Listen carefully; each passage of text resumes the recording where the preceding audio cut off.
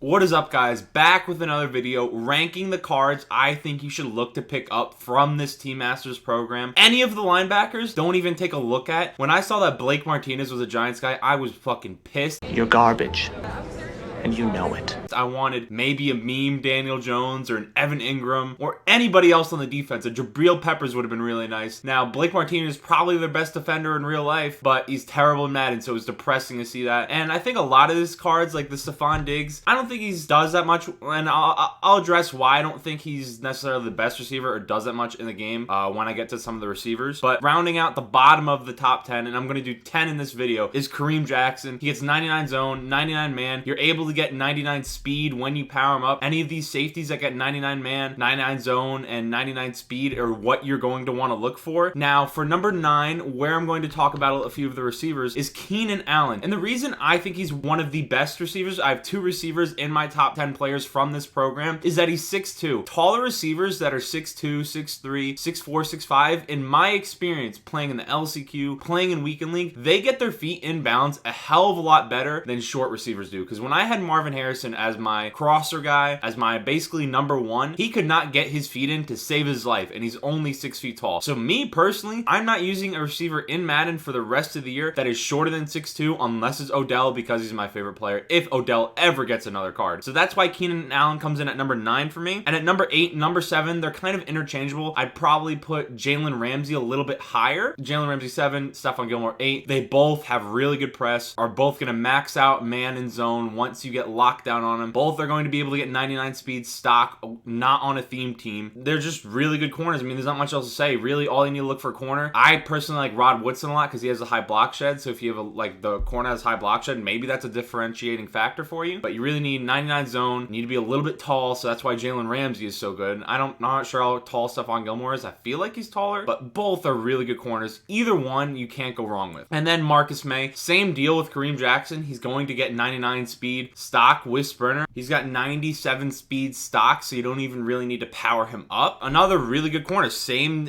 type of thing as Kareem Jackson. You know, as long as you get the 99 zone, 99 speed, there's not much else you can really ask for. And he's a zone archetype, so you are able to get the mid-zone KO on him, which is, I think, has been even better since the recent patch. It was kind of bad for a little bit, in my opinion. Like, it didn't really help the reactions, and I kind of feel like they ghost patched it, and the reactions are almost better on those types of on that ability, and it makes zone archetypes even better. Now, the best archetypes are run supports, and I don't think this Buda Baker is all that, because you have to user him, and he's only 5'10". So, I mean, the 99 speed 5'10 is good, but he's not the best user. You might as well use Derwin, who's 6'1", 6'2", is really fast, has everything you need, has the high hit power. Later, if you want to run support safety. And with this Buda Baker, you can put him in zone. I mean, he's going to play fine, I guess, but he's not going to have the best possible reactions because he does not have that 99 zone. He's only able to get up to 98, even if you power him up. So that's why Buda Baker's not in my top 10. Now, if you want to use him, could be good. I just like really tall users. Like, I'm using Isaiah Simmons right now. And coming in at number 5 is Minkah Fitzpatrick. Minkah's card, crazy good as well. It's going to hit 99 speed, 99 zone, 99 man, all around good card because it's going to play really well for you. Any of the safeties that hit 99 speed, 99 man, 99 zone, have decent hit power are going to be good. Now, when it comes to safeties, if you're looking for archetypes, then with the zone archetypes, you get the mid-zone KO for 1 AP.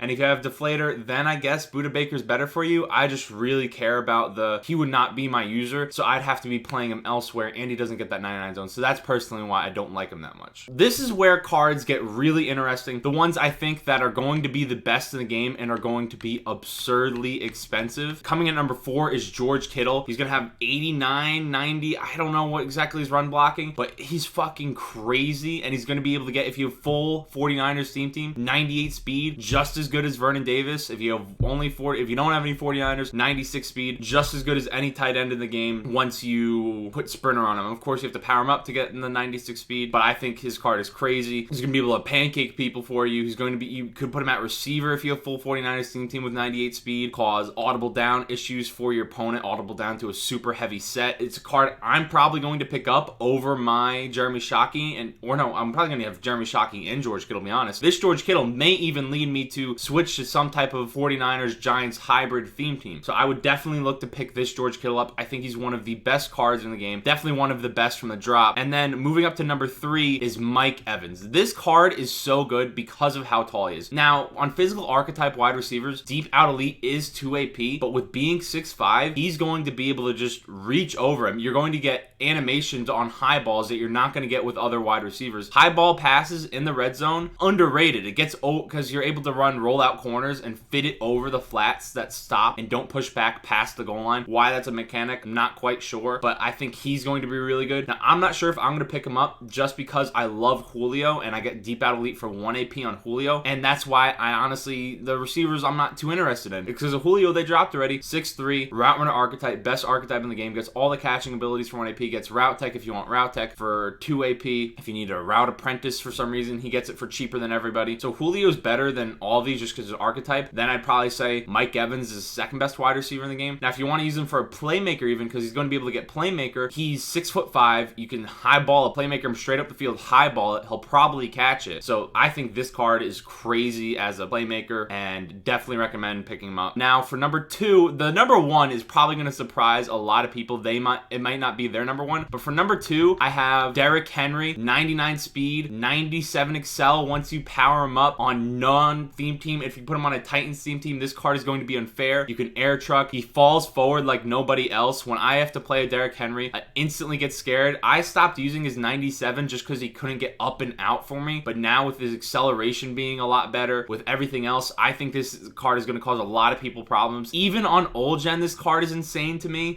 This is one of the cards I'm going to be picking up. Not much else to say about it. I think if someone makes a golden ticket based off this card and changes some archetypes to receiving archetype and boosts short and medium route running, this would be the best card comp Madden history, kind of. The card is crazy, and I think a lot of people in the Madden Bowl are going to be abusing him. And now, number 1, my personal favorite. I cannot confirm if it's true or not. I want to say it is based off the awareness on his 89, but based on this card, 99 Antonio Gibson. So it's not on my head yet, but I'm almost positive that Antonio Gibson's going to get 98 plus awareness. And if he gets 98 plus awareness, he's going to be able to get playmaker. And now you may ask, why does playmaker matter on a running back? If you audible down at all, it saves you having to use playmaker on a wide receiver. Now, me personally, I audible down. I like audibling down. It's how I throw off a lot of the better opponents. He's not on the auction block yet. And if I'm able to put a running back in at my slot receiver in gun bunch tight end, and I'm able to use him as my playmaker, that allows me even to put another tight end on the field on my outside guy where my running back typically is, and then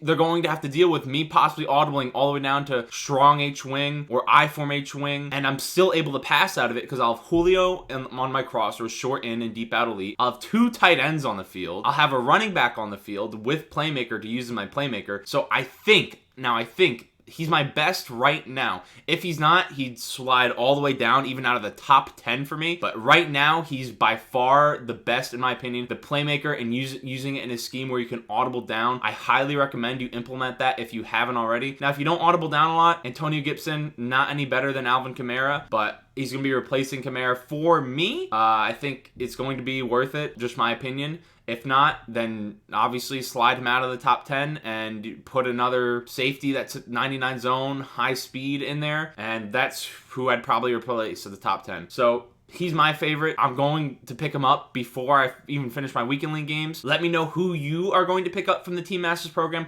Who do you think are the best cards in the program? And I will see you in the next one. I'll be streaming later tonight after 9 p.m. Check in if you want to. Link down in the description below. And I'll see you in the next one. I've said it like 5 times. Peace out.